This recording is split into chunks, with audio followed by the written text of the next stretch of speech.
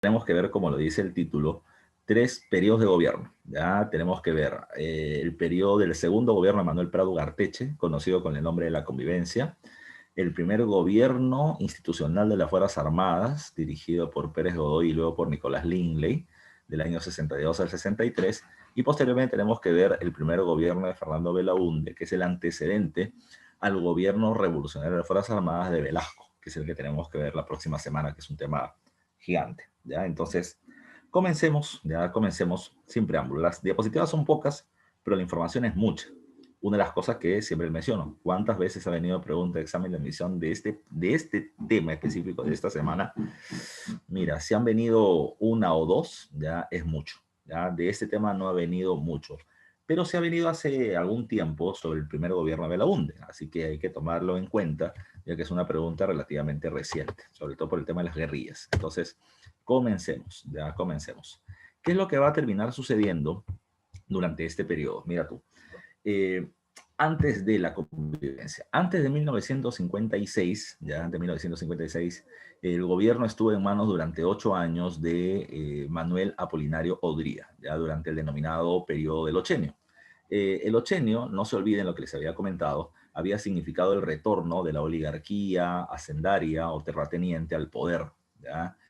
Ellos habían terminado acabando con el gobierno de la burguesía industrial, ya que estuvo durante la primavera democrática, y terminaron imponiendo un gobierno autoritario con Odría.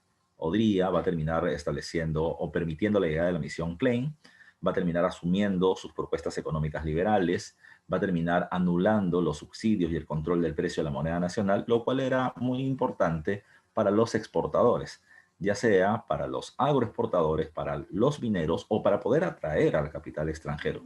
Porque otra de las medidas de la misión Klein era, y te lo comenté en la clase anterior, era la eliminación de la reinversión de sus ganancias dentro del territorio nacional. Se establece la eliminación de ello. ¿Eso qué significaba? Que si antes tú ganabas 100 millones de dólares, el 20% lo tenías que reinvertir obligatoriamente en el Perú, en hacer nuevas oficinas, en terminar haciendo la explotación de un nuevo recurso, en terminar contratando más personal. Pero ahora, con este sistema liberal, las empresas pues terminaban abriendo los ojos porque decían, ahora nuestras ganancias van a terminar siendo líquidas, o sea, van a terminar siendo totales. Eso terminó siendo un medio, ya un medio por parte del gobierno, diría, para intentar atraer mayor cantidad de inversión y llegó la Marcona Mining Company, ya que va a terminar produciendo hierro, la SAO del Perú Cooper Corporation, que va a terminar produciendo cobre entre Tacna y Moquegua. Entonces, se va a terminar generando un cierto crecimiento económico, ya, pero con medidas liberales. Por otro lado, no se olviden que el gobierno de Iria se beneficia mucho del primer conflicto de la Guerra Fría, que es la Guerra de Corea, exportando una gran cantidad de recursos al exterior. Empresarios se van a terminar haciendo muy ricos y el Estado también. Y con ese dinero no se olviden que se van a terminar haciendo muchas obras públicas. Entre las obras públicas están los estadios, las sedes ministeriales, se termina encontrando, por ejemplo, las grandes unidades escolares, entre otras cosas más. Ello permitió también de que Odría termine dando una gran cantidad de puestos de trabajo a la población migrante. Les decía que desde el gobierno de Bustamante comienzan las migraciones en el año 46 a Lima. No comienzan, se van a terminar intensificando. Y durante la época de Odría mucho más, porque este gobierno de carácter populista y asistencialista va a terminar dando terrenos en propiedad, va a terminar dando comedores populares, va a terminar dando trabajo precisamente para la opción, estudios para sus hijos en las grandes unidades escolares, y el objetivo de Odría era terminar ganando electores para el futuro. ¿Ya? Eso se llama clientelismo. Yo te doy un beneficio y tú vas a terminar debiéndome un favor, y el favor va a terminar siendo, digamos, cobrable por parte de Odría en el año 62 cuando vuelva a lanzarse a las elecciones presidenciales.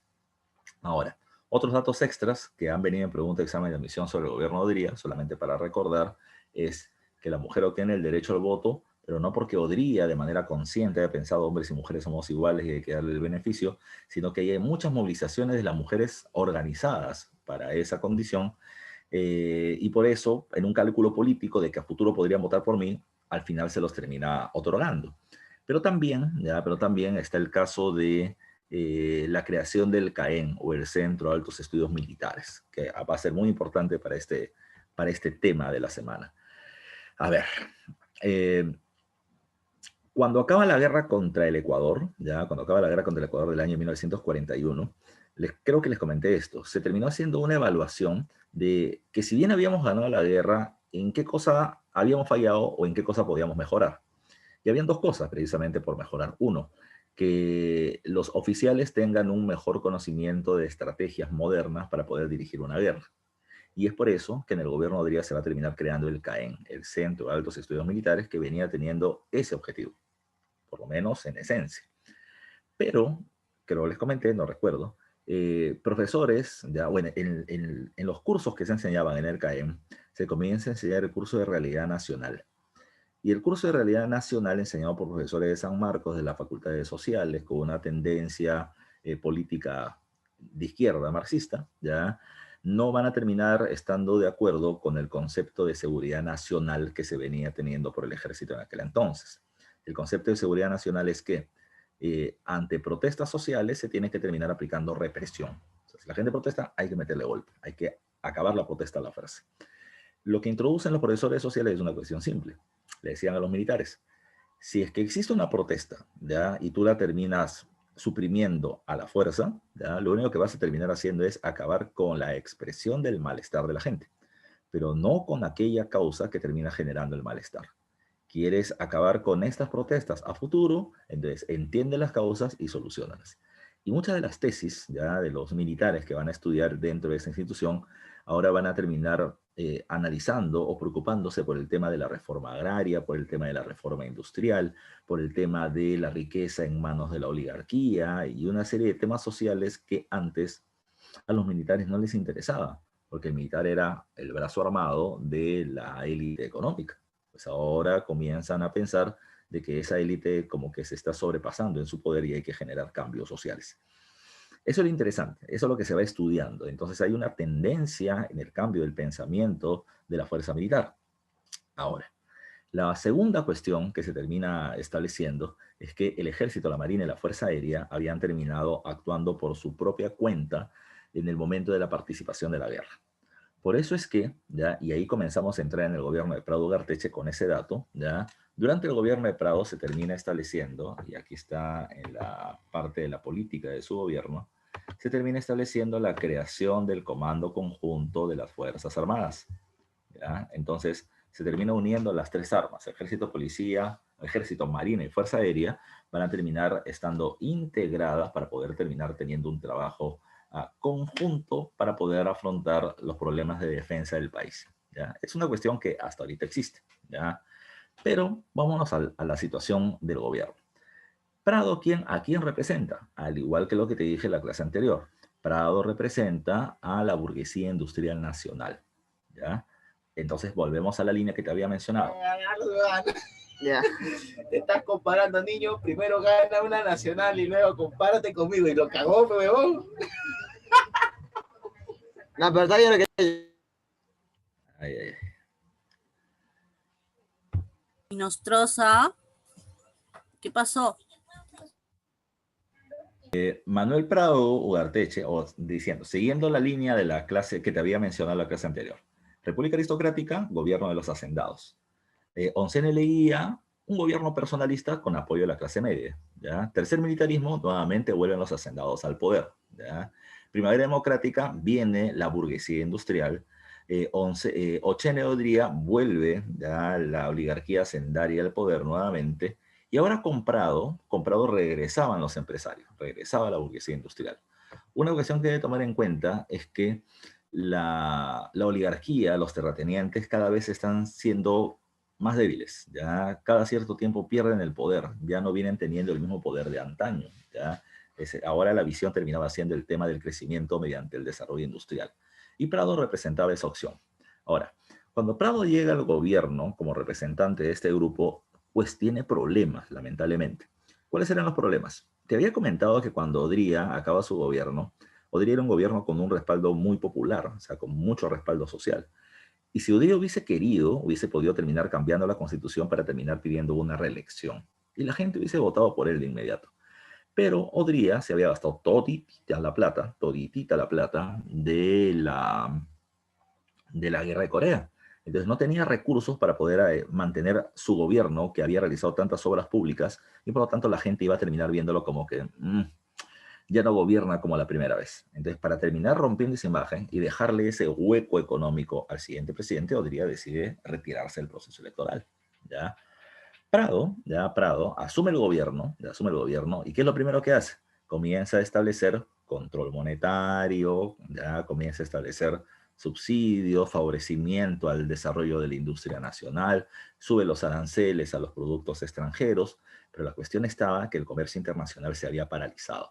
Entonces, en el Perú, la burguesía empresarial local comienza a producir, pero la gente no tiene mucha capacidad de consumo porque el comercio internacional se ha paralizado. Los críticos ya del presidente Prado, como Pedro Beltrán Espantoso, director del diario La Prensa, lo criticaban permanentemente, ya, de que su política económica, ya proteccionista, con freno precisamente al comercio internacional, pues está perjudicando los ingresos económicos del país. Ante tanta crítica ya de la derecha contra Manuel Prado Artese, se aburrió y él terminó tomando una decisión interesante. Su decisión fue, mira, Pedro Beltrán dice de que yo siempre me equivoco con las medidas económicas, entonces le voy a dar a él el Ministerio de Economía, porque supuestamente él lo podría hacer mejor. Así que lo terminan nombrando a Pedro Beltrán, su opositor de derecha, un crítico del gobierno, como ministro de Economía.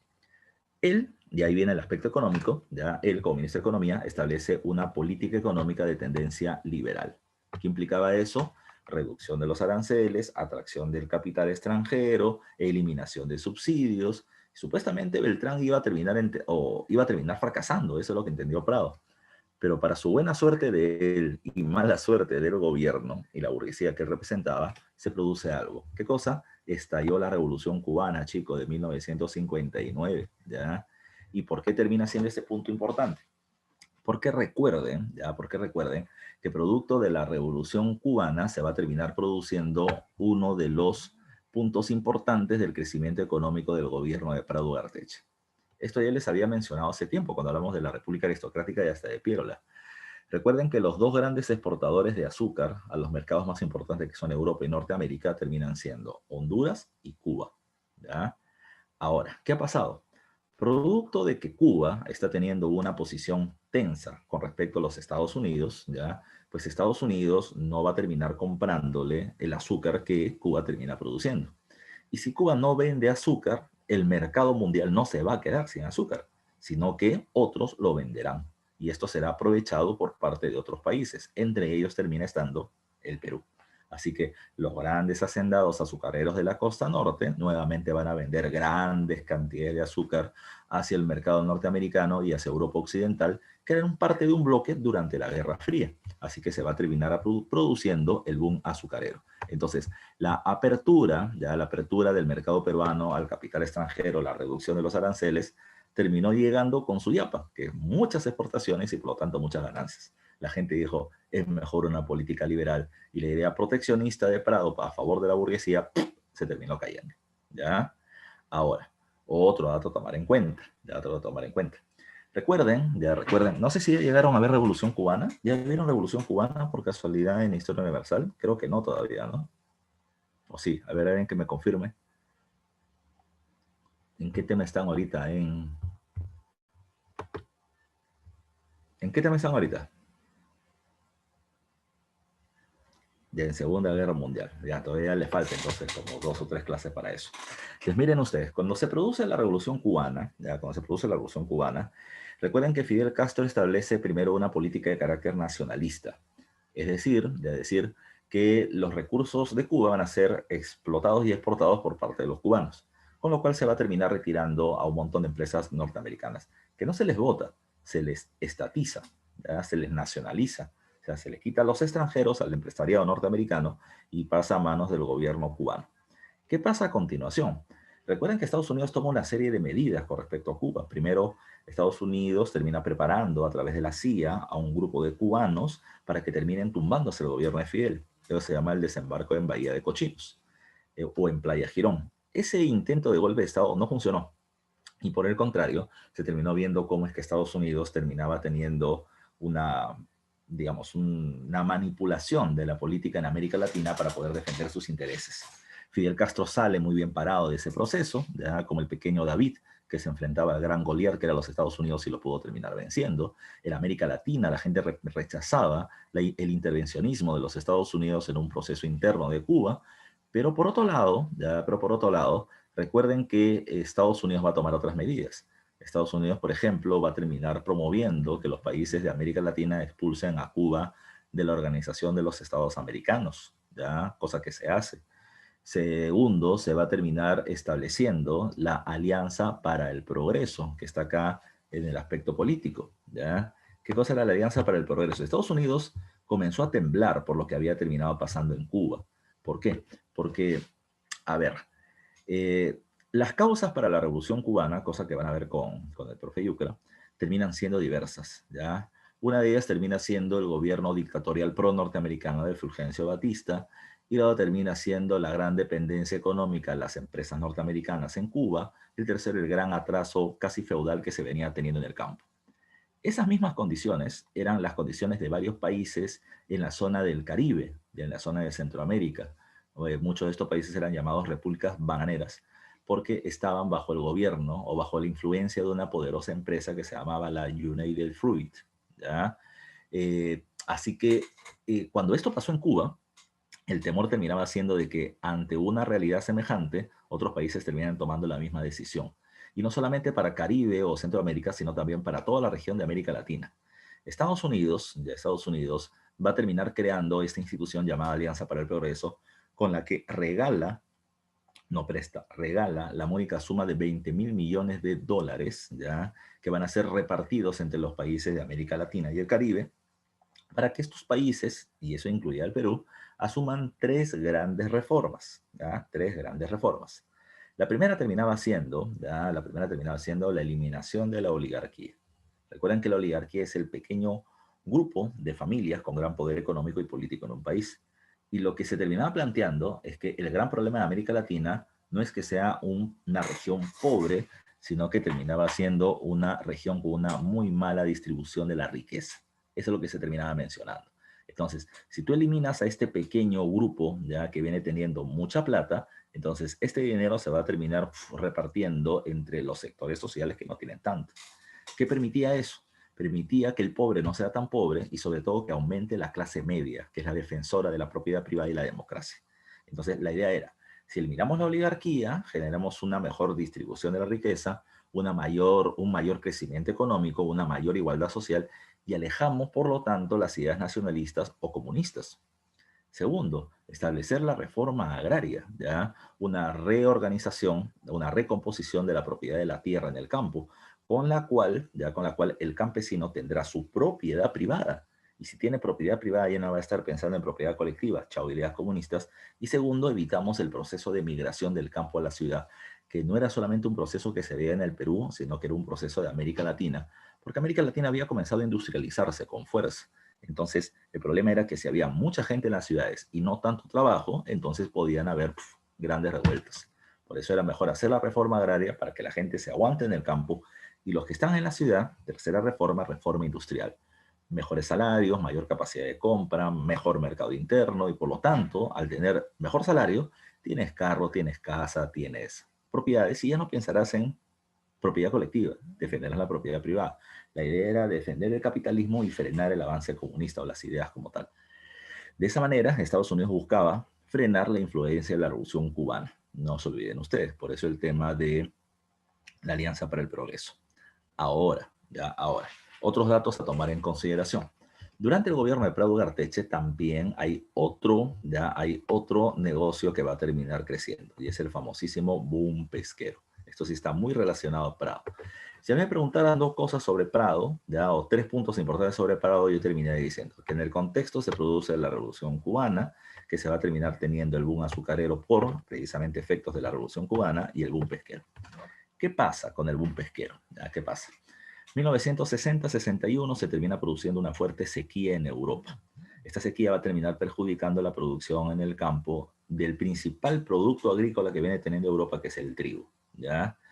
Sin trigo no hay harina de trigo, ya no hay pan, por ejemplo, pero también había otro factor, otro sector que se afectaba. La harina de trigo terminaba siendo la principal base alimenticia del ganado, ¿ya? Del ganado. de las vacas y los cerdos, ¿ya? Entonces, si el alimento del ganado se encarece, el precio de la carne se encarece.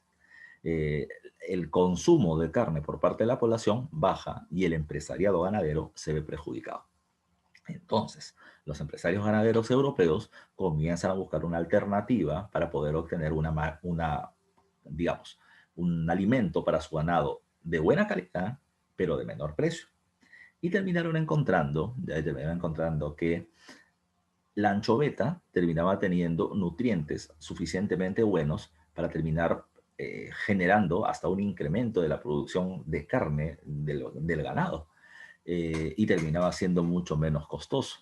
La pregunta es, ¿dónde había anchoveta? Y la respuesta es, oh, ya, de nuevo, Diosito es peruano y nos terminó dando un recurso natural. En el litoral peruano hay una gran cantidad de anchoveta, pero de manera particular en una provincia de Ancash llamada Chimbote. A partir de esto, hay una revolución económica y social en Chimbote. ¿Por qué digo económica? ¿Ya? Primero porque como ahora estaba ahí la anchoveta, pues si tú terminabas siendo un pescador artesanal y te venías tu barquito de madera, ¿ya? O venías teniendo ¿cómo se llama esta? Tu bolichera, una embarcación un poquito más grande, con la que extraías pescado solamente en base a redes, como el precio de la anchoveta comienza a subir, ya comienza a subir porque se iba para el mercado internacional, pues la gente comienza a ganar un montón de plata. Y muy rápidamente, la gente que estaba desde el principio en la zona de Chimbote trabajando, se hizo de mucho dinero y comenzaron a comprar lanchas extractoras y se movía muchísima plata con respecto a eso, mucha plata. Pero ya no solamente estaba el pequeño pescador artesanal, sino que va a comenzar a generarse el proceso de la industrialización de la anchoveta. Es ahí donde entra el personaje que está ahí llamado Luis Banchero Rossi. Luis Banchero Rossi crea la industria pesquera, no para el Perú, para el mundo. ¿Qué es lo que hace? Él va a terminar agarrando hornos y los va a terminar adecuando a la pulverización en base a calor de la anchoveta, ya convirtiéndola en harina de pescado. Y esa harina de pescado ya va a reemplazar a la harina de trigo y va a terminar siendo la base del alimento del ganado en Europa. Va a terminar teniendo una inmensa cantidad de ganancias y se va a terminar generando, repito, más migraciones. Las migraciones ya no van a ser solo hacia Lima, sino que ahora mucha gente va a terminar migrando hacia Chimbote porque era un nuevo foco de desarrollo económico. Pero es una pregunta, ¿y el gobierno central había terminado planificando el crecimiento que terminó teniendo la ciudad de Chimbote? No, para nada. Así que creció como todo en Lima, casi por generación espontánea.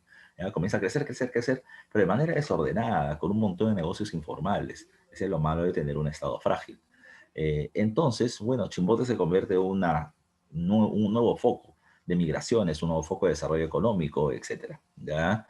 Pero ahí tenemos una nueva fuente de grandes ingresos económicos que se va a terminar teniendo en el Perú.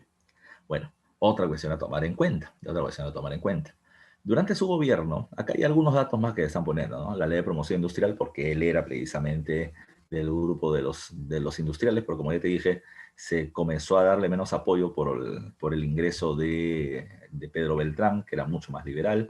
Está la inauguración de Sider Perú, que es la que se estaba encargando de la producción de acero en el territorio peruano, ¿ya? O está la creación de nuevos partidos políticos como Acción Popular, que ahora nuevamente se ha puesto muy de moda, ¿no? Ahí está tu presidente Merino, ahí está el Meroloco, ahí está como parte de este partido. Ahí está evidentemente Fernando Belaúnde Terry, quien va a comenzar a hablar de algunas ideas de reforma política, pero eso lo vemos al final de ese tema. Y el DC es la Democracia Cristiana, el otro partido que va a ser, digamos, la madre de otro partido que nacerá luego, que es el Partido Popular Cristiano, o PPC. Pero vámonos a otros datos. Se establece la Ley Orgánica de Barrios Marginales. ¿Qué significa eso? Bueno, lo que significa es que como las migraciones habían crecido, era necesario y lógico además terminar ordenando ya las famosas invasiones. Entonces se va a comenzar a intentar reglamentar la formación del título de propiedad, cuál iba a ser la cantidad de terrenos que va a terminar teniendo cada persona como máximo, cuáles eran las zonas de vivienda, las zonas industriales, las zonas empresariales de cada lugar, etc. Se intenta dar orden, ¿ya? Pero no funciona mucho eso en el Perú. La parte que además es un tema interesante del gobierno de Prado es este último punto, ¿ya? La toma de tierras en el Cusco. ¿Qué pasó? Uno de los planteamientos de Manuel Prado Ugarteche como presidente de la República, y me estoy olvidando otro dato importante, que no lo he puesto en la diapositiva, por eso no lo estoy diciendo, antes de mencionarlo. A ver, uno de los puntos importantes que había planteado Prado al llegar a la presidencia de la República era que había un gran problema en el país, que era el tema del campesino y el tema de la necesidad de establecer una reforma con respecto a la propiedad de la tierra. Prado sabe que existe precisamente ese tema del malestar social y termina dando ese discurso. Es más, en el Congreso, ya dirigido por parte del gobierno de Prado, se termina estableciendo una comisión que analiza el tema ya del campo y de la reforma agraria. Hasta ahí, todo bacán. Hasta ahí, todo bacán.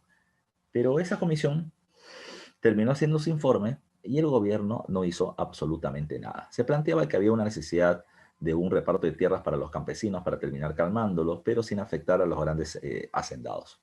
Nada más, ahí quedó.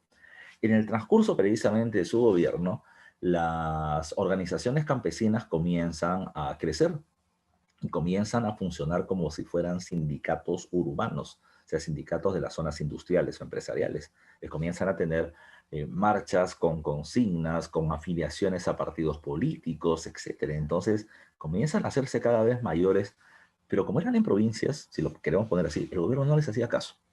Hasta que se produce el día 1 de enero de 1962, que un grupo de campesinos del Valle de la Convención, que es la selva de la zona del Cusco, van a terminar tomando las tierras de los gamonales o de dueños de tierras de ese lugar, dirigidos, organizados por parte de un líder sindical limeño que era Hugo Blanco. Esa toma de tierras ya del año 62 trajo dos consecuencias. La consecuencia inmediata es que cuando ellos toman las tierras de los gamonales, termina movilizándose la policía y el ejército y termina, ¡pum!, a punta de golpe, acabando con esta protesta. Pero lo que no sabían es que al meterle golpe acá, terminaron rebrotando o brotando un montón de levantamientos en diversas zonas de la zona de la Sierra Sur. Entonces, esta medida hecha por parte de Hugo Blanco en el Valle de la Convención con la población campesina rápidamente terminó trayendo secuelas, ¿ya? Un montón de movilizaciones en diferentes lugares, toma de tierras en diferentes lugares pidiendo la reforma agraria. Hugo Blanco fue perseguido, capturado en Tacna, pero a pesar de la captura de él, creyéndose que con eso se iba a terminar acabando la protesta, estas siguieron avanzando. Y el gobierno de Prado toma una decisión, eso es para febrero o marzo de este año. ¿Qué planteó? Prado sale públicamente a pedirle perdón a la población campesina por no haber tomado medidas reales con respecto al tema de la reforma agraria. Y Prado termina diciendo, les pido perdón porque el Estado, no solo mi gobierno, sino los gobiernos anteriores también, no hemos atendido de manera real el tema campesino, ¿ya? Ustedes quieren reforma agraria, nosotros también era una de nuestras banderas políticas al llegar al gobierno, pero en realidad no hemos avanzado mucho. Así que le pedimos, por favor, a la población campesina que se calme, ya que se calme, y que nos den un tiempo prudencial para poder evaluar la realidad del agro, es decir, cuántos campesinos hay sin propiedad, cuántas tierras hay por repartir y esto en qué tiempo se puede hacer. Cuando Prado pidió ese tiempo, terminó creando el Instituto de la Reforma Agraria y Colonización y la población campesina le terminó, digamos así, reconociendo la intención o la supuesta intención de Prado de terminar trabajando bien. Y por lo tanto le dijo, ya hermano, no te preocupes, vamos a terminar apoyándote. Pero no pasó, ¿ya? Lo que estaba pasando es que estamos febrero-marzo del año 62 y en abril de ese año eran las elecciones presidenciales. Entonces, en términos políticos, Prado lo que estaba diciendo es, ¿sabes qué? Voy a terminar creando un instituto donde se estudie el tema, voy a hacer hora, ya voy a hacer hora. Así que es un engaño, muchachos, simplemente para que la gente se vaya desentendiendo del tema, ¿ya? Desentendiendo del tema, para que el próximo presidente lo solucione. Ese ya no es problema de Prado, Prado está de salida, ¿ya? En términos reales. Entonces, ese tema se calmó por algún tiempo. Un dato que me estaba olvidando, pero rochosamente, es lo siguiente. Mira, justo porque le estaba tapando este cuadrito de acá. Mira, el gobierno de Prado, de este segundo gobierno de Prado, se llama La Convivencia. ¿Por qué se llama así?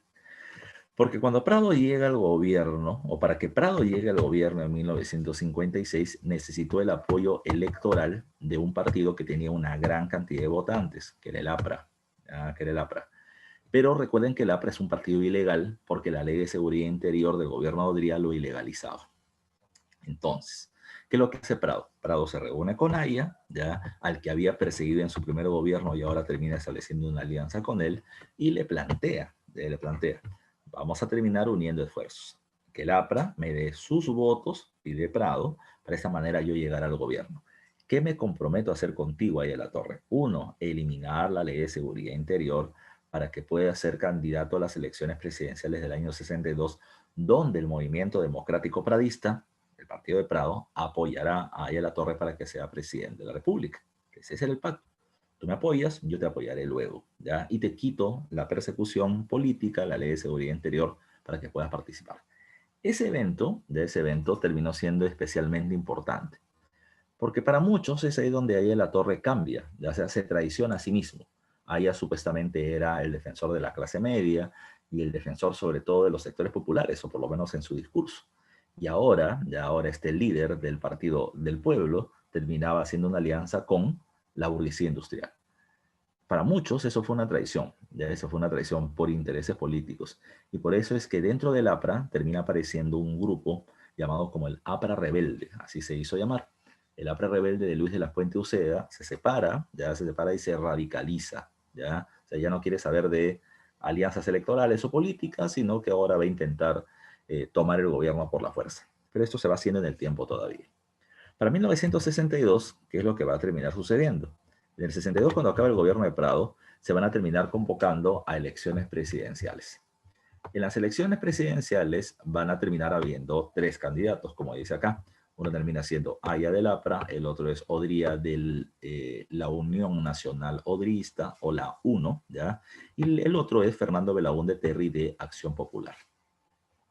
De estos tres, Belaúnde terminaba siendo el personaje que planteaba ideas de reformas, la reforma agraria, la reforma industrial y demás. ¿Qué pasó? ¿Qué pasó en el proceso electoral? Mira, de acuerdo a la ley de la época, tú no debías tener el 50% de los votos más 1 para que puedas ser electo presidente en primera vuelta. No, te pedían solamente 1/3 de los votos. O sea, si tú tenías el 33.33 periódico puro perfecto más 1 de los votos, tú automáticamente eras electo presidente en primera vuelta. De acuerdo al conteo de votos, ninguno de esos 3 candidatos terminó llegando a esa cantidad.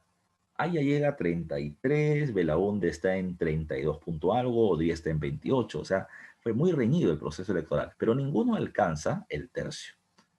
Profesor, entonces, ¿qué pasó? Los 2 candidatos con más votos van a segunda vuelta, no existía la segunda vuelta. De acuerdo a la ley electoral de la época, el Congreso recientemente electo, o sea, el que había sido elegido producto del proceso electoral, iba a terminar escogiendo al presidente de la República. Entonces, es ahí donde se va a terminar hablando de la llamada superconvivencia. Si ya era raro que Belaúnde y Prado hagan una alianza, ya era mucho más raro que Odría y Aya hagan una alianza. ¿Por qué era raro? Porque durante el gobierno de Odría, recuerden que Aya terminó siendo perseguido y se tuvo que refugiar en la Embajada de Colombia para que no lo terminen matando. Entonces, ¿cuál fue el pacto que se hizo acá? La primera parte del pacto fue que el APRA le dé sus votos a Odría y con eso los militares y la oligarquía dejarían de perseguir a la Torre y le darían visto bueno para que él sea presidente en el 68. ¿Ya? Bueno, ahí la Torre dijo, ya, ¿qué se va a hacer? ¿Ya? No estaba muy de acuerdo, pero sabía de que con eso allanaba el camino para que no haya oposición en su contra para poder gobernar. Cuando se supo que el APRA le iba a dar sus votos al odrismo, las Fuerzas Armadas se pronunciaron. Y las Fuerzas Armadas van a terminar planteando que si es que Odría es presidente, ellos iban a dar un golpe de Estado. Bueno, con esa posición muy clara, lo que va a terminar haciendo Odría es decir, ya, mejor no doy yo, no tomo yo el gobierno. Mejor que el odrismo le dé sus votos a Aya y que Aya sea presidente de la República. Ante esa posibilidad, los militares dieron golpe de Estado. Cada vez que el APRA iba a hacer gobierno, los militares se oponían. Así que los militares dieron un golpe de Estado para evitar que Aya o Odría lleguen al gobierno. Pero me está diciendo que los militares, estos militares de las Fuerzas Armadas, no quieren saber nada con ellos. No. Pero tú me has dicho que Odría era militar y defendía la oligarquía. Sí, pero es que estos militares no son los mismos. Estos militares son los hijos del CAEN, ¿ya? De los que terminaban planteando de que era necesario hacer reformas. Ya no se olviden de eso. Entonces, estas medidas conservadoras, sobre todo las de Odría, no les terminaban siendo muy interesantes porque sabían que esto podían generar malestares sociales mayores. Profesor, pero Pero Belaúnde, disculpa, pero Valle de la Torre no quería cambios. Valle de la Torre no estaba de acuerdo con una reforma agraria, con una reforma industrial. Sí, pero ellos también sabían otra cosa. Primero, que el APRA es el APRA. Y el APRA era considerado como un grupo subversivo, había terminado matando al presidente Sánchez Cerro, había tenido enfrentamientos con los militares, no les caía. Pero a eso tienes que sumarle otro factor. Si Haya gana con votos de Odería, no podría hacer muchas reformas, porque va a estar amarrado políticamente. Por eso que decían, no, ninguno de ellos. Entonces, profe, ¿quién estaba más cercano a ellos? Belaúnde. Belaúnde para ellos era un mejor candidato, porque estaba de acuerdo con las reformas. Pero ellos, ¿qué van a plantear? Como se dieron cuenta que Belaúnde no iba a ganar, golpe de Estado. Y en el golpe de Estado, ellos van a terminar planteando algo. ¿Cuál es la causa para el golpe de Estado? Evitar la idea de Odería o de ayer gobierno con medidas o con un gobierno reformista. Disculpa, con un gobierno de carácter conservador. Que lo que ellos querían, ¿cuál era su objetivo? Y el gobierno Belaúnde que tenía una propuesta más reformista. ¿Ya? ¿Cuál es el pretexto para que sea el golpe de Estado de las Fuerzas Armadas? El pretexto va a terminar siendo que cuando ya se había terminado cerrando el patrón electoral, se habían terminado emitiendo, no me acuerdo si 3.000 o 5.000 libretas electorales, que vendría a ser como el DNI de la actualidad, de más o fuera de tiempo, ya fuera de tiempo, y que era raro que precisamente haya terminado teniendo como 5.000 votos más que Belaúnde. Entonces dijeron, parece que acá hay una manipulación, ¿ya? Parece que se han emitido libretas electorales para que el APRA termine ganando. Entonces, como no queda muy claro si es que el proceso electoral ha sido limpio, entonces mejor damos nosotros un golpe de Estado. Damos un golpe de Estado, convocamos un proceso electoral limpio, limpio, para que el presidente sea un gobernante justamente electo por el pueblo. O sea, entiéndase que gane Belaúnde. ¿Ya? Eso es lo que terminó pasando durante este periodo. Ahora, ¿qué es lo que va a terminar sucediendo? ¿Ya? ¿Qué es lo que va a terminar sucediendo? A ver, dice acá. Este gobierno es un régimen provisorio, o sea, momentáneo, porque ellos también plantearon de arranque, nosotros no vamos a quedar más de un año, somos un gobierno de transición, vamos a convocar un proceso electoral y que gane el mejor, o sea, que no, ni vaya ni odre, ¿ya? Para evitar un gobierno con presencia aprista e iniciar un proceso de reformas sociales. Ahora, ese va a ser el otro punto importante. Durante su gobierno se va a terminar estableciendo el inicio de reformas sociales.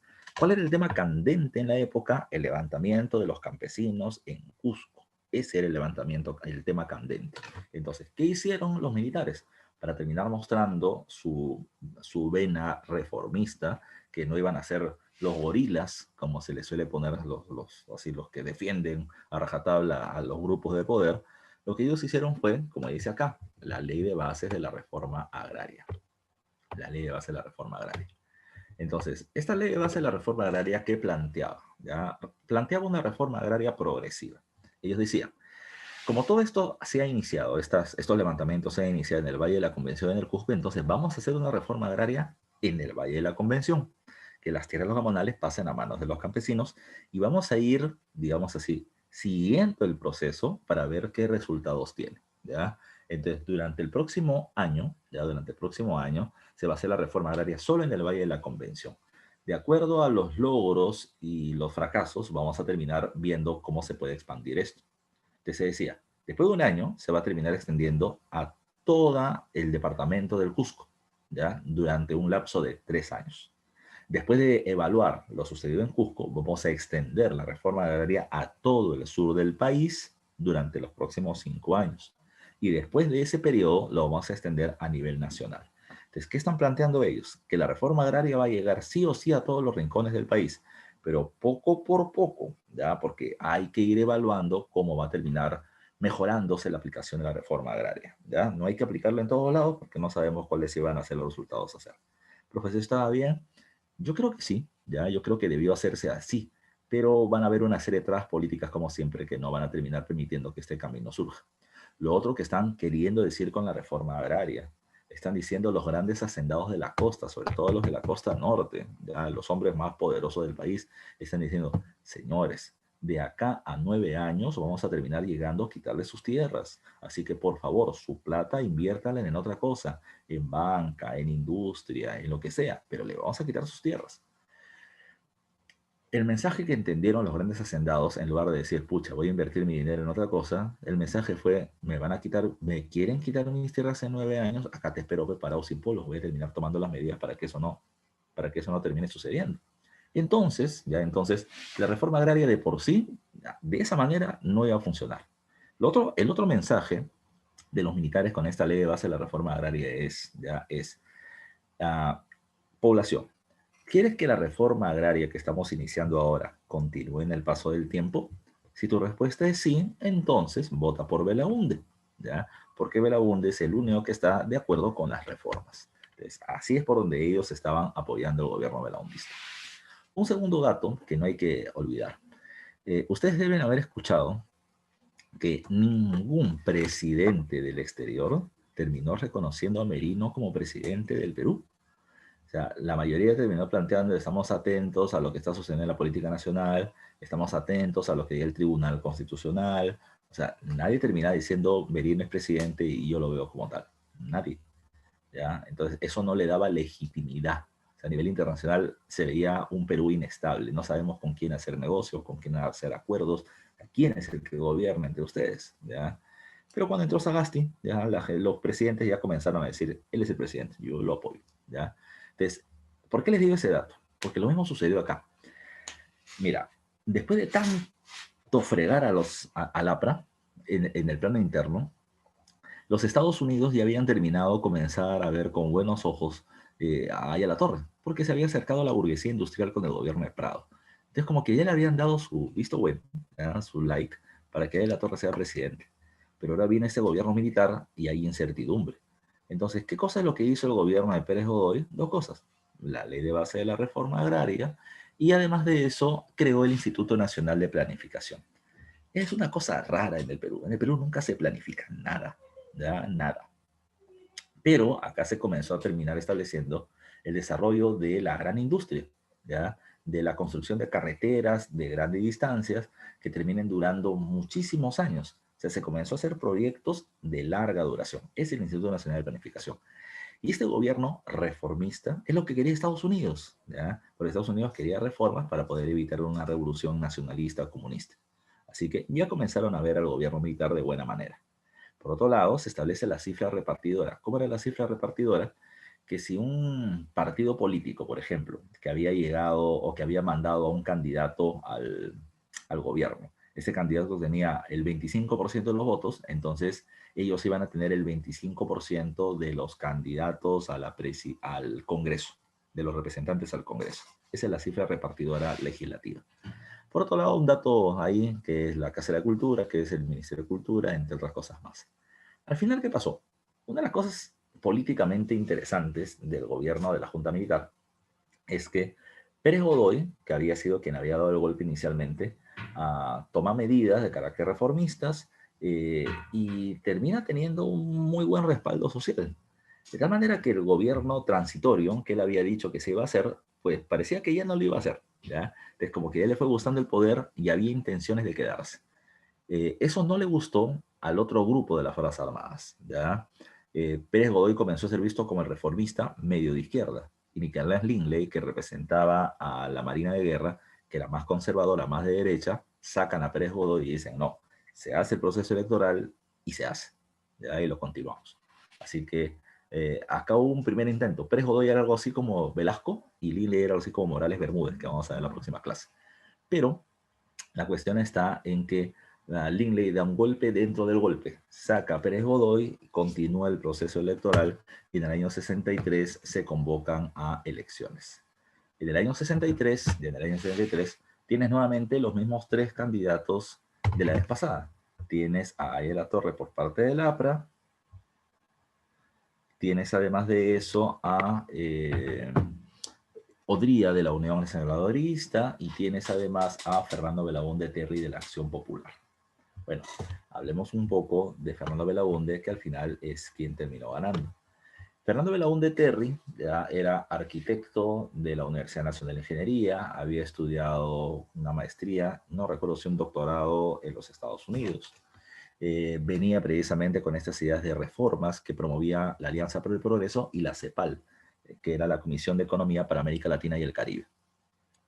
Fernando Belaúnde venía teniendo un texto llamado con el nombre de La conquista del Perú por los peruanos.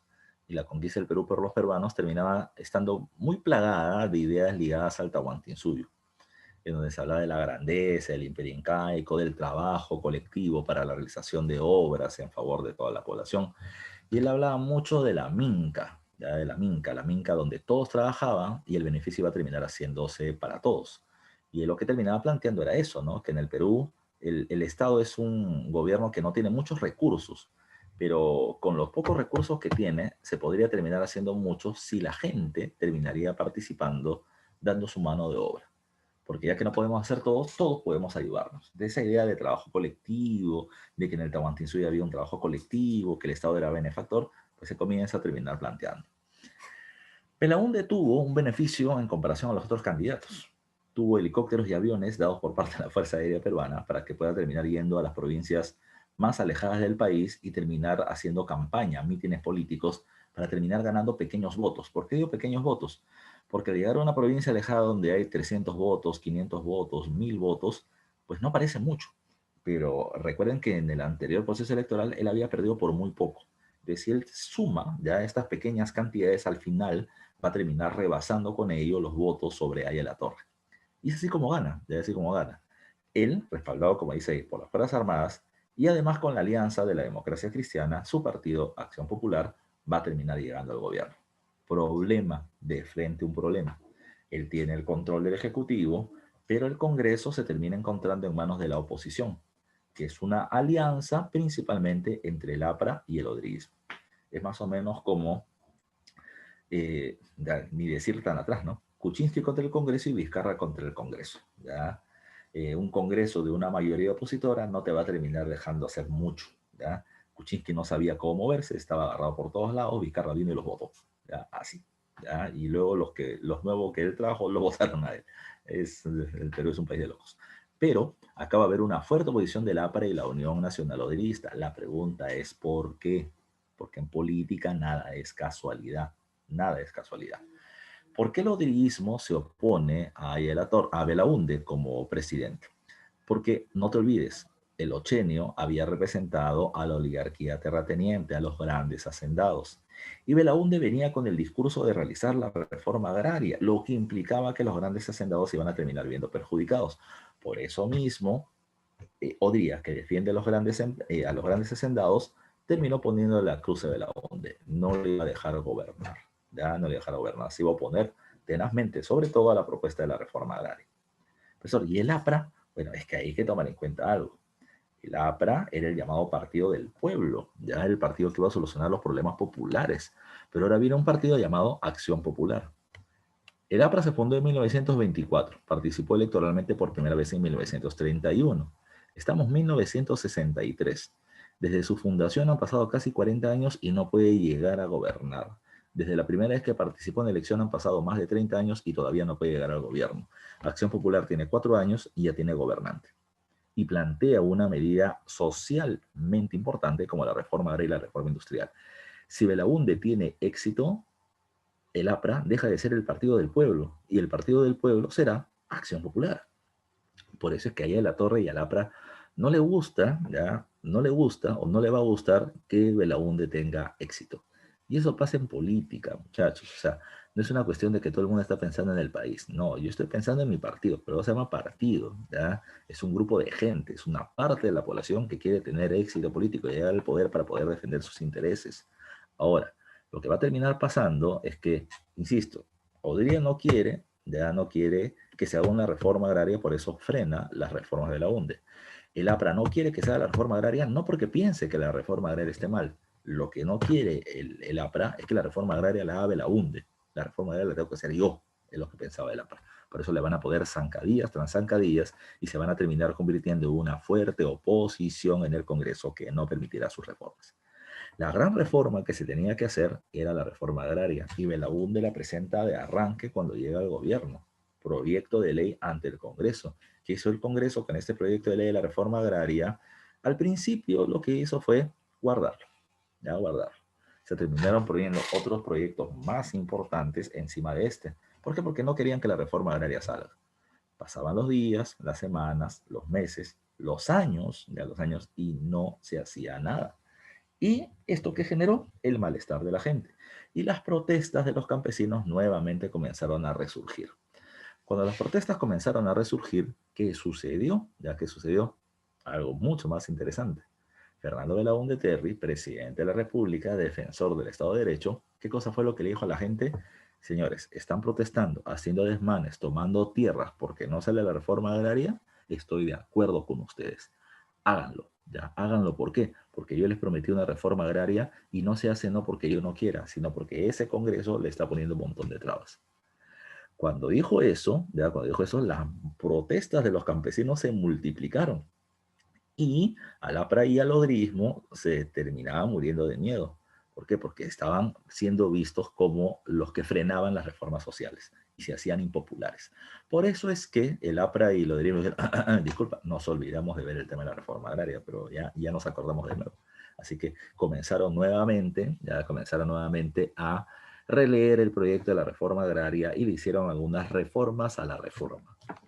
¿Qué decía la reforma agraria de 1965, que es la ley que terminó sacando el Congreso? Mira, la reforma agraria, en términos simples, es lo que está acá. No afectó a los grandes hacendados, ¿ya? No afectó a las grandes haciendas. ¿Qué cosa decía la ley de reforma agraria? Le vamos a quitar la tierra a los gamonales. Y los gamonales eran los dueños de tierras en la sierra. Ellos estaban en crisis desde que culminó la guerra contra Chile. Los gamonales eran cada vez menos poderosos, Seguían siendo un sector influyente políticamente, eran todos ellos, todos los congresistas de las provincias de la sierra eran principalmente gamonales por sus contactos políticos, pero ya no tenían el mismo poder económico de antaño. Hay algo me están preguntando, dice. Lo que me parece es que el Perú es un moribundo al que solo le dan analgésicos. Mira, yo diría otra cosa, ¿ya? Es un tema que estaba discutiendo el fin de semana que me reuní con mis amigos historiadores después de mucho tiempo, después de muchos meses. Y llegamos a la conclusión, tras una propuesta mía, de que lo que el Perú necesita es una guerra civil, ¿ya? Porque estamos así, con unas tensiones muy de derecha, con el aprismo, con el fujimorismo, con la iglesia y los sectores de la población, sobre todo los sectores más jóvenes, con una tendencia, no voy a decir izquierdista, pero sí con ansias de reformas y cambio. Las reformas por acá, las no reformas por acá, hacen que estemos chocando a cada rato huelgas y huelgas, protestas y protestas y protestas que todavía no llegan a mayores, pero yo siento que si no tenemos un gobierno que sepa integrar al país, vamos al borde del enfrentamiento. Y al Perú le falta eso. Como sociedad, para madurar, le falta un enfrentamiento fuerte interno. Eh, no sé si me estoy equivocando, tampoco estoy alentando a que ustedes vayan y maten a alguien, ¿no? Pero lo que me refiero es que la situación es cada vez más tensa, ¿ya? Eh, Jennifer, imagínate, yo soy sanmarquino, ya toda la vida nos han dicho terrucos, ¿ya? Pero ¿quién te lo dice? Te lo termina diciendo aquel que no quiere cambios, aquel que considera de que los cambios de la Constitución del 93 son perfectos, ¿ya? Perfectos y no necesita más cambios. Y bueno, yo considero que la Constitución, más que cambiarla, necesita varias reformas, varias enmiendas. Pero esas ideas vienen pues de quien es, repito, la otra postura, los sectores más conservadores.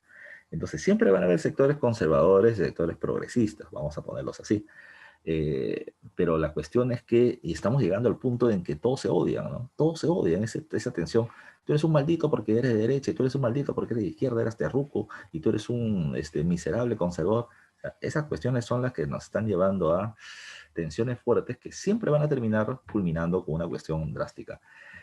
Varios de ustedes han escuchado en estos días algo, ¿no? Muchos decían, ¿y por qué las Fuerzas Armadas no salen y toman el control del gobierno? ¿Qué? O sea, ¿cómo vas a alentar un gobierno dictatorial? O sea, sería absurdo.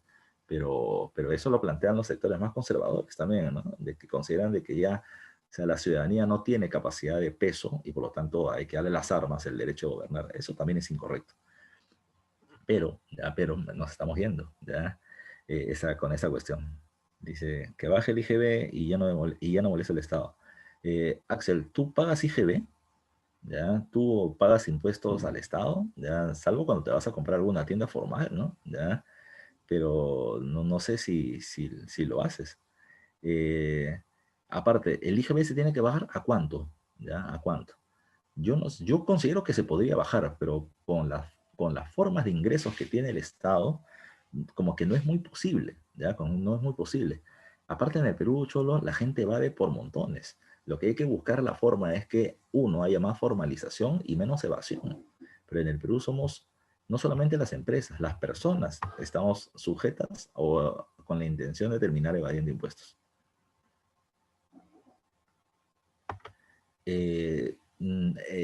A ver, vamos a discutir un poquito, ¿ya? Lázaro, en la Constitución no te dice exactamente eso, eso termina teniendo problemas el Código Penal, no la Constitución, ¿ya? No la Constitución.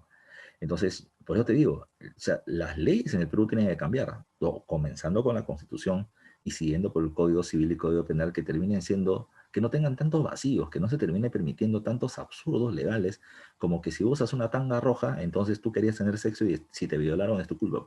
Eso es absurdo, eso ya es la de un juez corrupto, ese pata ha tenido que recibir plata para que asuma una cuestión como esa, ¿ya? Entonces, ya, acá ya no solamente es una cuestión de la ley, es una cuestión de la gente.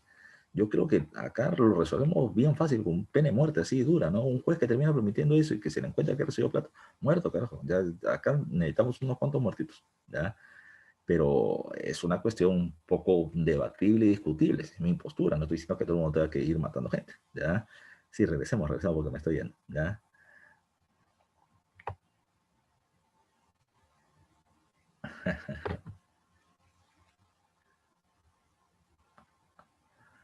Y vuelvo a insistir, ya para terminar el tema, vuelvo a insistir.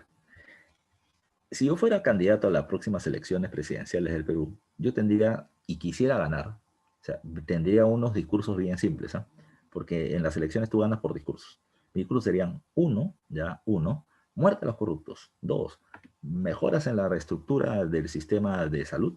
Y tercero, expulsión a los venezolanos. No porque yo lo quiera, ¿ya? Sino porque esos van a ser los temas más populares en el momento de terminar atrayendo a la gente. ¿Por qué? Porque como la situación económica del próximo año, si la de este año está fregada, la del próximo año va a ser peor, peor. Entonces, cuando los puestos de trabajo bajen, ¿ya? Y no haya chamba, la gente va a decir, ese venezolano me quita trabajo, hay que votarlo. Entonces, si uno es político y tiene olfato, lo primero que va a decir es eso, hay que votar a los venezolanos, quitan trabajo, y la gente va a decir, los conservadores sobre todo van a decir, sí, compadre, no hay chamba, hay que quitárselos a ellos, ¿ya? No es viva Trump, ya es una cuestión de lectura política, ya es una cuestión de lectura política. Pregunta, ¿por qué gana Trump en los Estados Unidos? Gana planteando un discurso antimigrante, ya antimigrante, en un Estados Unidos donde la situación económica no andaba muy bien y muchos migrantes terminaban generando puestos de trabajo o terminaban ganando puestos de trabajo para ellos y le quitaban puestos de trabajo a los norteamericanos. Migrante ilegal gana $7 la hora. Por ese mismo trabajo, un norteamericano ganaría 12 o 15. Entonces al empresario le conviene el de 7 y no el de 15. Y al norteamericano le dice, mejor bótame a los extranjeros y no le permitas ingresar porque nosotros queremos tener más derechos. Quitan trabajo. Exactamente esa es la frase, Axel. Quitan trabajo. Así. Entonces, esas son cuestiones que en política se olfatean. Si tú quieres ganar, tienes que terminar, uno, o puedes ser muy sincero y pierdes como Vargas Llosa en la selección del año 90, o terminas olfateando la política y terminas diciendo qué cosa quiere escuchar la gente, ¿ya? Ahora, es política. Tú puedes terminar diciendo, voy a hacer esto, y al final no lo haces, ¿ya? Te pongo dos ejemplos. Alan García diciendo que el TLC era una basura, ¿ya? Y que esto iba a terminar afectando al empresario nacional en favor de los norteamericanos y que él en su gobierno no le iba a permitir. Y Alan García terminó estableciendo más TLCs que cualquier otro gobierno. Fujimori diciendo que no iba a hacer shock y hizo shock apenas llegó al poder. En política hay que decir lo que la gente quiere, ¿ya? Y luego, ya tú ves si lo haces o no lo haces. Pero es política, ya tú ganas con pasiones. Sagasti ayer te ha terminado hablando de poesía de Vallejo y la gente, ay, qué culto ese hombre. Por fin un culto nos va a gobernar. Vamos a ver cómo gobierna. ¿Ya? Esa es la cuestión. Lloras un poquito y te creen. Vamos a ver. Todo depende del discurso. Entiendan esto. Todo depende del discurso y del contexto. ¿Ya? ¿Qué dices y cuándo lo dices? ¿Ya? ¿Qué dices y cuándo lo dices? Entonces, tiene que ver mucho de esta situación.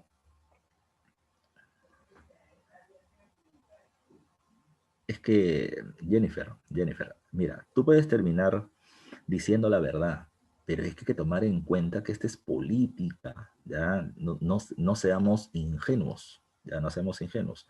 Tú le puedes terminar diciendo la verdad, pero hay muchas veces que la gente no quiere saber la verdad, ¿ya? La gente quiere saber la verdad, pero con un adorno, ¿ya? Con un adorno, con frases bonitas, ¿ya? Con frases bonitas. Es como cuando un chico va a enamorar a una chica y no le dice, oye, ¿quieres ser mi germa? No, pues, no, tú lo choteas, ¿ya? Entonces tiene que terminar adornando un poco la situación. Y eso en la política depende mucho del discurso, de la retórica, del contexto, del qué se dice, de a quién se dice, de cómo se dice. Si no, no terminas ganando votos, ¿ya? La gente le gusta que le mientan. Es real, ya es real. Pregunta, ¿a ti no te gusta que te mientan, Jennifer? ¿No? ¿Segura? ¿Cómo te gusta que te digan las cosas? Directas y claras. Yo quiero esto y punto. ¿Ya? De frente. Depende de las cosas que... No sé si me estás dejando entender la idea. Entonces, regresemos al tema, ¿ya? Porque si no, lo seguimos debatiendo por interno, Jennifer. Porque si no, no termino Belaunte. A ver, regreso por acá. Entonces, cuando se hace la reforma agraria, ¿ya? Esta ley le quitaba tierras a los gamonales, pero se les iba a indemnizar por las tierras que se le iban a quitar. Y con quien no se chocaba era con los grandes hacendados de la costa, que eran el grupo de la oligarquía tradicional del Perú. O sea, con esto no iba a haber ningún tipo de reforma real. ¿Qué pasó? ¿Ya qué pasó? Bueno, lo que pasó es que la gente se sintió indignada. ¿Indignada por qué? Porque se está haciendo una reforma agraria y además se plantea lo siguiente, para no irme del tema. ¿Qué se planteaba? A ver, profe, ¿al hacendado no se le iba a quitar ni un pedazo de tierra? Sí, sí, sí, sí, le iba a quitar, sí le iba a quitar. Si el hacendado tiene, vamos a poner así, 3.000 hectáreas de tierras, que es muy poquita, pero vamos a poner un número así, y de las 3.000 hectáreas ellos no usan 150 hectáreas, esas tierras se le va a terminar repartiendo a los campesinos. Ahora, te pregunto yo, ¿por qué un hacendado no utilizará sus tierras? Porque esas tierras eran las tierras menos fértiles y esas tierras se le iba a dar al campesino. Cuando la gente se enteró de eso, el gobierno dijo, no, pero no te preocupes, no te preocupes, lo que vamos a terminar haciendo son obras de irrigación para terminar haciendo cultivables esas tierras y que también tengan productividad. ¿Cuánto tiempo se va a demorar esa obra de irrigación? ¿Ya? Entonces, estas cuestiones, ya esas cuestiones iban a terminar siendo un saludo a la bandera, no se iba a hacer nada. Es así donde producto de esto y ante la indignación aparece esto de acá. Surgen los movimientos guerrilleros. Profesor, ¿qué es una guerrilla? Una guerrilla termina siendo un movimiento armado. Inspirados en la Revolución Cubana, ya un grupo de gente va a terminar decidiendo tomar las armas y enfrentarse al gobierno. Muchos de ellos preparados militarmente en Cuba. Hugo Blanco, Héctor Béjar, Luis de la Puente Uceda, etc. Se fueron a Cuba, se prepararon, impulsados por el Che Guevara, van a terminar promoviendo revoluciones en América Latina, etc. Pero la cuestión es que ya comenzaban a aparecer levantamientos armados. El MIR, Movimiento de Izquierda Revolucionario, de Luis de la Puente Uceda, y el ELN, el Ejército de Liberación Nacional, de Héctor Béjar, van a terminar siendo importantes en este momento. Pregunta, ¿tuvieron éxito? Respuesta, no. Las dos fracasaron. ¿Dónde se hizo este intento de lucha armada de este grupo? En un lugar llamado con el nombre de Meseta Pelada, ¿ya? En la zona de la selva alta del Cusco comienza a organizarse este movimiento. Porque como ahí comenzó el levantamiento de Hugo Blanco, pues se creía que había una gran cantidad de gente que iban a terminar respaldándolos. ¿Por qué fracasó? Por varios motivos. Uno, porque era gente que había recibido preparación militar, pero no eran muchos ni con tantas armas. Así que por lo tanto no tenían forma de cómo enfrentar al ejército, mucho mejor organizado. Segundo, porque no tenían respaldo popular. ¿Y por qué no tenían respaldo popular? Por dos factores. Porque la reforma agraria en el Valle de la Convención ya se había hecho. Ya se había hecho. Entonces, cuando le dijeron a los campesinos, toma las armas para poder obtener sus tierras, la gente decía, ¿qué tierras? Si las tierras son mías. Entonces, ¿para qué me va a terminar peleando? Y ya no tenía éxito su discurso. Y segundo, porque la gente no los conocía. ¿Quiénes eran Héctor Béjar, Luis de la Puente Uceda? Eran gente que buscaba, que tenía ideas de bien para reformar el país, para terminar mejorando la condición del campesino. Pero no lo conozco, no es de mi barrio, no he tomado con él. Son unos cuantos pituquitos de Lima, con buenas intenciones, pero que me vienen a decir a mí, indio campesino, tú no sabes qué hacer, yo te voy a decir qué hacer. Y la gente le dijo, oye, anda, manda tus pulgas. ¿Ya? La gente no les hizo caso, no terminaron teniendo el éxito esperado y fueron derrotados. Pero a pesar de ser derrotadas las guerrillas del año 65, lo que hay que tomar en cuenta es que el gobierno se comienza a poner nervioso porque ahora ya comienzan a aparecer acciones armadas y no están tomándose decisiones adecuadas. Ese es un punto importante, ¿eh? El tema de la reforma agraria, que fue un asco porque el APRE y la Unión Nacional Agrarista la hacen nacer para que no se afecten a los grandes terratenientes, y las guerrillas del 65 que ha sido pregunta de examen de admisión. ¿Qué otra cosa más hay que tomar en cuenta? Bueno, otra cuestión democrática de Fernando Belaúnde, ¿no? ¿Se acuerdan? Espero que sí, ya que en el año 1933, en la Constitución de Sánchez Cerro, se estableció que las mujeres iban a tener derecho al voto municipal. ¿Se acuerdan de eso? Bueno, la cuestión es que nunca tuvieron derecho al voto. Recién van a tener, por primera vez van a votar en 1962, cuando votan para la primera elección entre Ayodía y Belaúnde, ¿ya? Pero por primera vez se va a establecer el voto electoral municipal durante el gobierno de Belaúnde. Y en Lima va a terminar ganando Luis Bedoya Reyes del Partido Popular Cristiano, aliados a Belaúnde, ¿ya?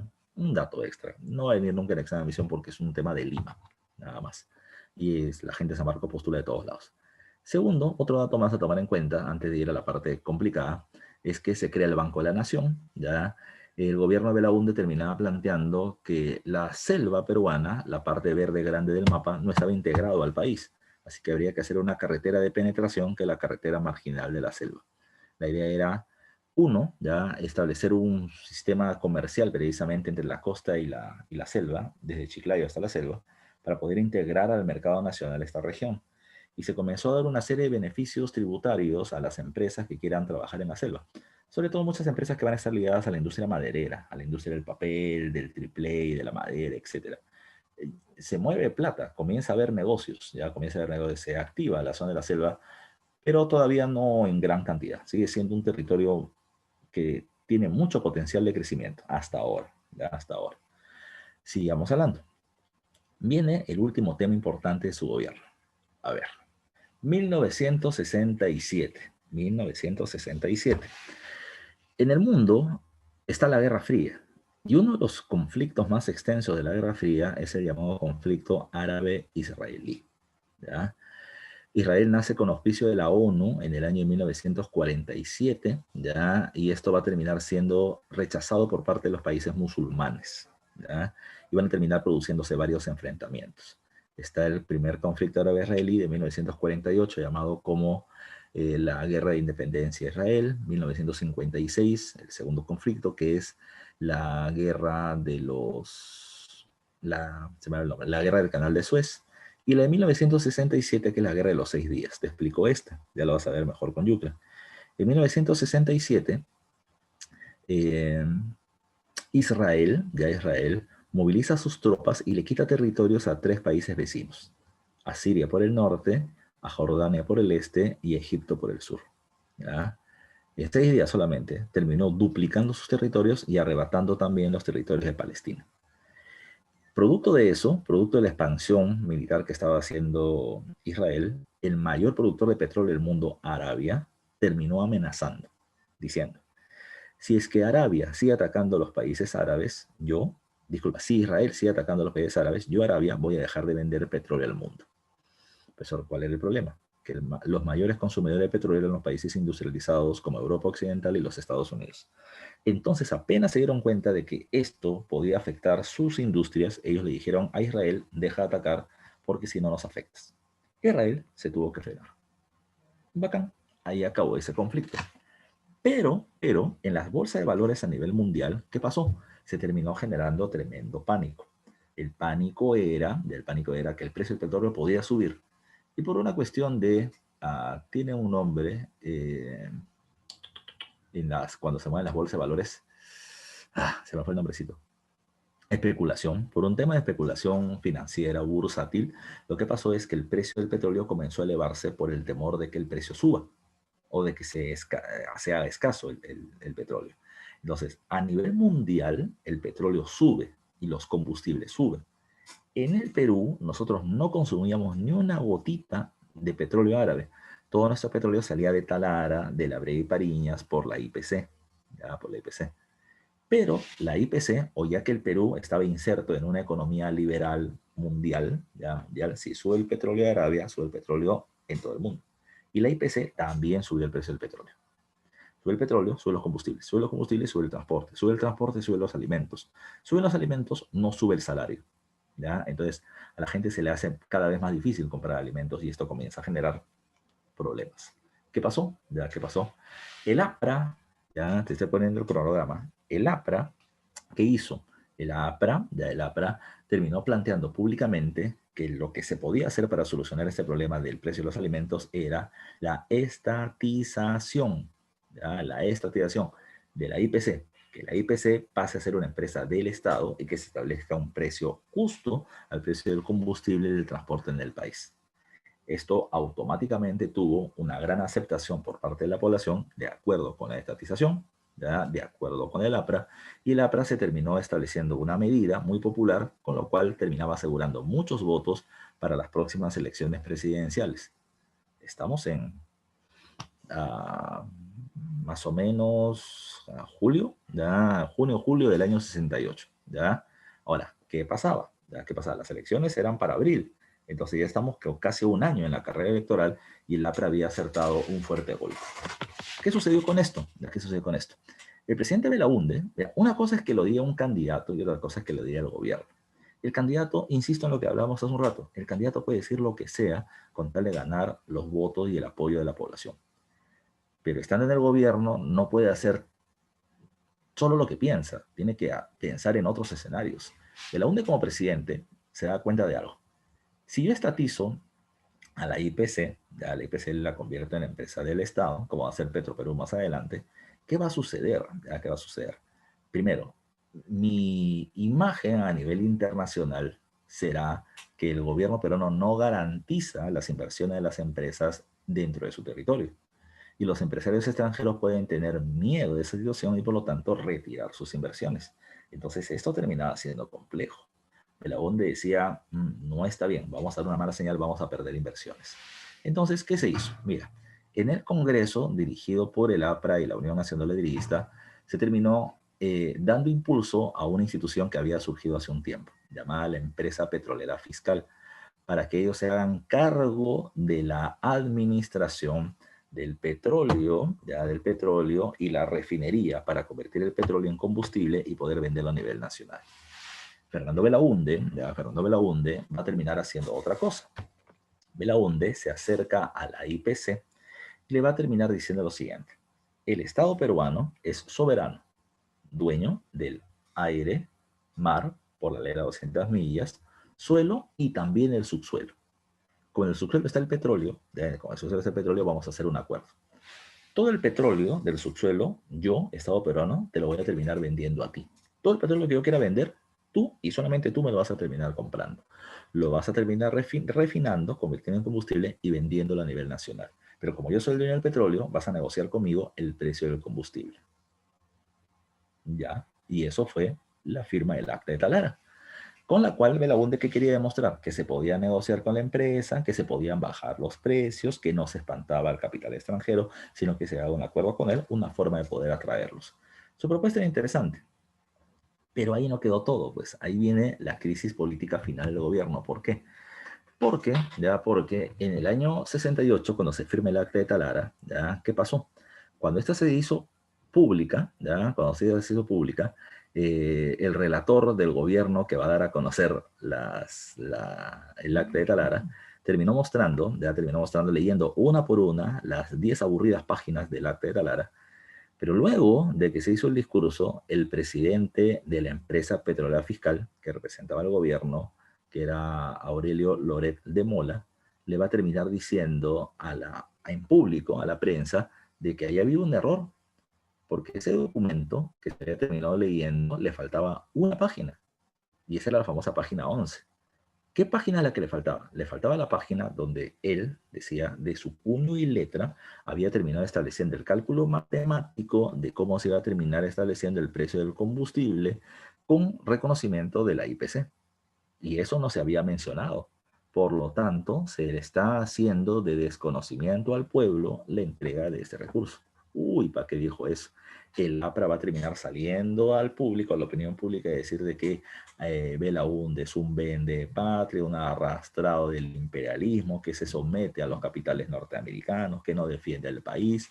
Y la gente decía, sí, pues sí, así es, Belaúnde desgraciado. Y eso le daba más respaldo al APRA para que pueda terminar llegando al gobierno. Así que la imagen del gobierno de Belaúnde se cayó. Estamos en octubre, o a finales de septiembre del año 68. ¿Y qué es lo que pasó? Ante el debilitamiento del gobierno de Belaúnde y la posibilidad de que la APRA llegue al gobierno en las próximas elecciones, los militares dieron golpe de Estado. Juan Velasco Alvarado, 3 de octubre del año 68, van a terminar promoviendo un golpe. Y ese golpe es lo que le da vida al llamado gobierno revolucionario de las Fuerzas Armadas, que vamos a terminar viéndolo la próxima clase. Entonces vamos a compartir el otro material, porque hasta acá llegan las diapositivas. Vamos a compartir el material de las dirigidas para poder resolverlas acá.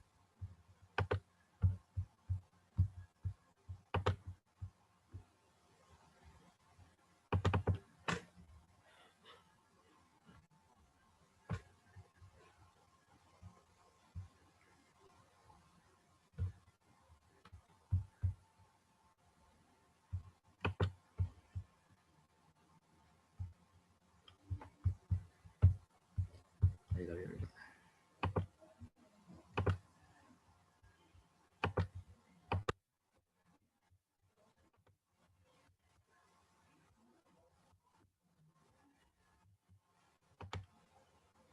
Bueno.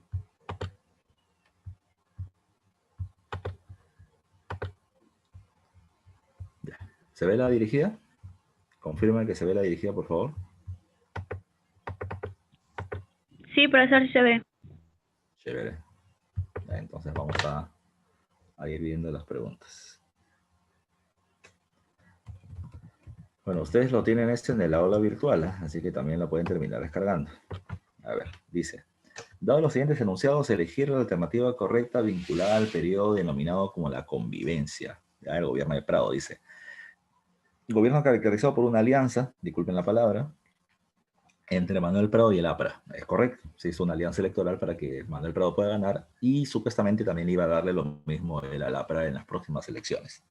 Se derogó, se eliminó la ley de seguridad interior legalizando el APRA, era parte del acuerdo y sí se hizo. Se crean el Centro de Altos Estudios Militares, ¿ya? El CAEN no se va a terminar creando durante ese periodo, ya se había creado en el gobierno de Ochene Godría. Dice: el diario La Prensa de Pedro Beltrán desarrolló críticas a las medidas económicas desarrolladas a inicios del gobierno de Prado. Sí, eso es correcto y por eso luego lo van a terminar nombrando ministro de Economía. ¿Qué pasó? Elegí la alternativa correcta. Ya, no hay clave. La respuesta tiene que ser 1, 2 y 4, no 1, 2 y 3. En la alternativa B, cámbiale 3 por 4, ya, para que pueda tener clave. Se me pasó. A ver, pregunta número 2. Ya, bueno, hay una caricatura y se termina planteando en relación a esa caricatura que se puede entender. Ya, mira, se termina planteando, ya, al principio una alianza. Ese termina siendo Odría y Prado, y al final está ahí la Torre. Ellos dos van a terminar estableciendo el acuerdo para que Odría no siga como presidente, o sea, no se mande una elección inmediata, llegue a un acuerdo con Prado, y los dos le están como cuchicheando ahí a la Torre su pacto. Y ahí a la Torre luego aparece como un mozo, como un sirviente precisamente del presidente Prado Ugarteche. Dice acá: en base a eso, ya que podemos llegar a acuerdo, dice: A, gobierno de Prado imponiendo la política de la buena vecindad. La política de la buena vecindad, no se olviden, es la que Estados Unidos promueve para terminar frenando los gobiernos fascistas o posibles gobiernos fascistas en América Latina. B, la alianza política entre el UNO y el APRA para las elecciones del 62, no, porque estamos hablando de las elecciones del 56 y del gobierno de Prado. Ahí no hay ninguna caricatura ligada al año 62 todavía. Las acciones del gobierno de Prado de continuar la ley de seguridad interior no dice eso, ya no dice eso, y en la D me dice la convivencia que representa los intereses de la oligarquía agroexportadora y la burguesía nacional. Porque Odría y Prado están haciendo un pacto y ahí tienen a la Torre como su aliado. Entonces la clave es la D. Pregunta 3 dice: para 1962 el APRA había retornado ya a la vida política pública, luego de años de persecución que sufriera durante el ochenio. Atrás han quedado los días en que su fundadora de la Torre vivía confinado en la embajada colombiana en Lima, impedido de salir al exterior por el gobierno de turno. Al observar la siguiente imagen del semanario Rochabús, publicada el 29 de abril del 59, se puede afirmar que, bueno, tienes a Aya La Torre, ya en la imagen, tienes a Aya La Torre, vamos a sacar mi lindo rostro, ya, y dice acá: ¿qué tal contradicción, Ramiro? Hoy he amanecido con unas ganas enormes de ponerme a trabajar. Ah, ya, ¿por qué le decían eso? Una de las cosas que le criticaban a La Torre es que era vago, ¿ya? Era vago, él no tiene trabajo. ¿De qué vive? ¿Ya? ¿De qué vive? No sé si te suena esto, es más o menos lo que le dicen a Keiko, ¿ya? ¿Por qué? Porque Aya La Torre, desde que fundó su partido en el 24 hasta que va a morir en el año 79, digamos, siempre vivió la vida política. La pregunta es, ¿se puede vivir de la política? Y la verdad es que sí, porque tú puedes ser un político profesional, o sea, alguien que termina haciendo alianzas, pactos. Él nunca llega al gobierno, no era congresista, pero la gente que trabajaba con él terminaba, la gente que está en un partido está obligada a dar el 10% de sus ingresos al partido, porque es parte de una organización. Entonces acá lo estaban acusando a De la Torre de vago, ya es lo mismo que le dicen a Keiko, ¿no? ¿Ya? Entonces acá estaba esta cuestión. Dice, el resurgimiento como fuerza política del partido de Haya fue combatido también por la prensa. Y eso es real, pues, porque le están acusando de que termina siendo vago, ¿ya? Pues están diciendo, uy, qué raro. Hoy día, 1 de mayo, Día del Trabajador, hoy día quiero trabajar, ¿ya? Cuando nadie trabaja. Dice, Víctor Raúl de la Torre era señalado como vago y mantenido por el partido. Insisto, eso era lo que se le estaba queriendo decir. 3. La convivencia solo va a contribuir a ahondar el sentimiento contrario de Rochabuz al partido de la Estrella. Claro, es que la mayoría de los caricaturistas también, y eso lo puedes terminar viendo en los caricaturistas de ahora, Carlín, Mechaín, Eduardo, etcétera, tienen una tendencia muy crítica hacia el gobierno y hacia los partidos políticos. Y precisamente le van a decir lo mismo a La Torre, ¿no? Lo veían como un comodín, y sobre todo por el hecho de haber establecido la alianza con Prado. Se supone que él era defensor del sector popular, ¿no? Una alianza con el grupo empresarial. Eso es lo que le van a criticar mucho a La Torre. Dice, las caricaturas aparecidas en el semanario fueron el fiel reflejo de la aceptación popular hacia la convivencia política. No, porque están criticando a uno de los miembros de la convivencia. Entonces, no es un reflejo de la aceptación, sino una crítica hacia el gobierno. La caricatura, por lo general, suele ser así. Es una sátira política de carácter crítica, ¿ya? De afectar a quienes tienen el poder. Así que la mejor clave es la D. ¿Ya? 1, 2 y 3 son verdaderas y la 4 no.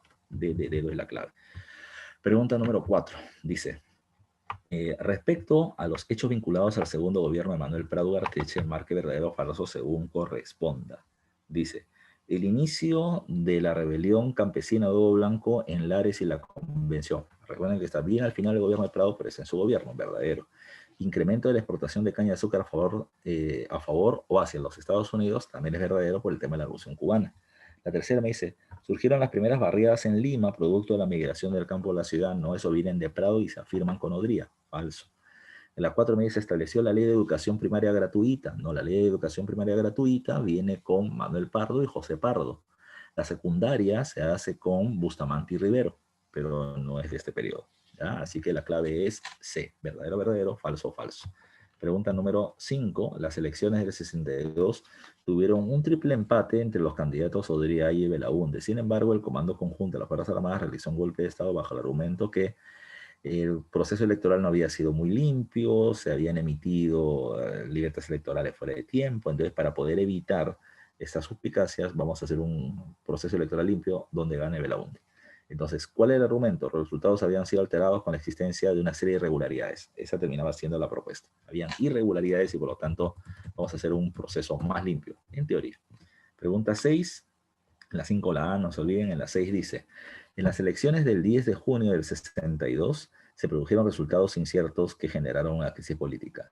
El Jurado Nacional de Elecciones proclamó ganadora a La Torre con 32.98, pero no llegaba al tercio, seguido de Belaúnde con 32.13 y luego Odría. Dice, respecto a dicho acontecimiento, ¿cuál es la razón principal que, de forma no explícita, utilizó el Comando Conjunto de las Fuerzas Armadas para realizar un golpe de Estado contra el resultado electoral?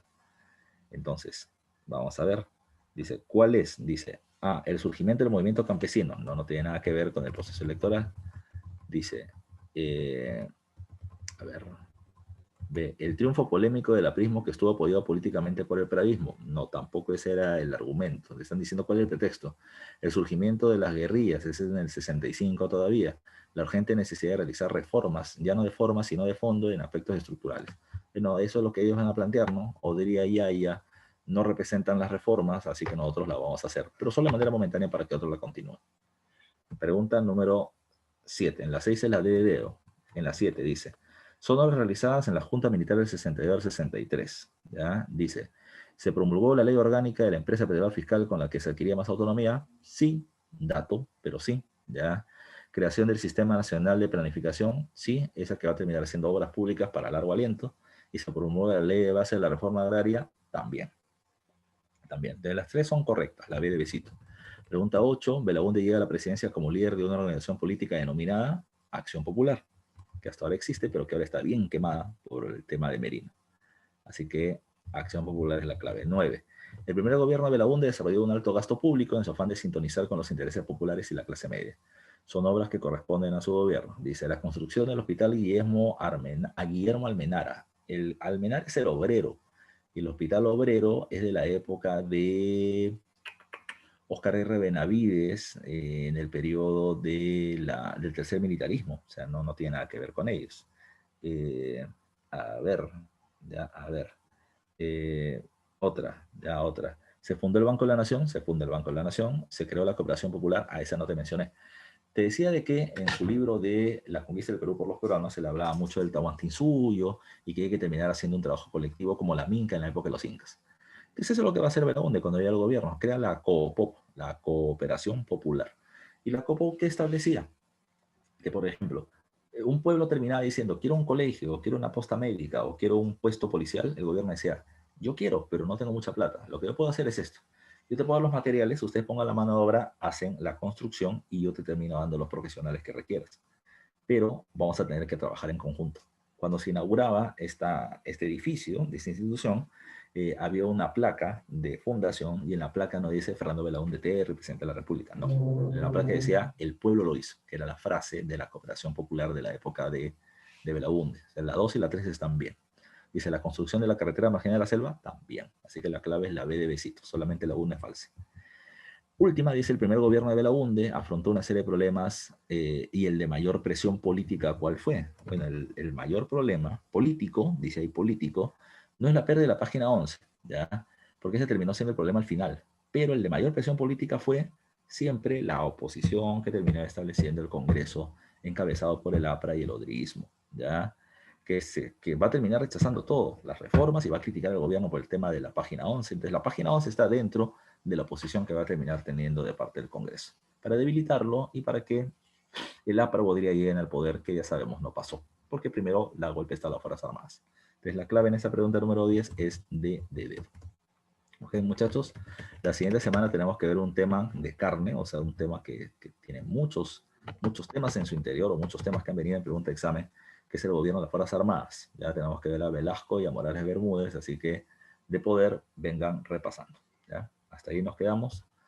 Sigan cuidándose en casa, sigan analizando y viendo lo que está pasando en la política nacional, muchachos. Lo dejo con Miriam, si es que algún informe le tiene que dar.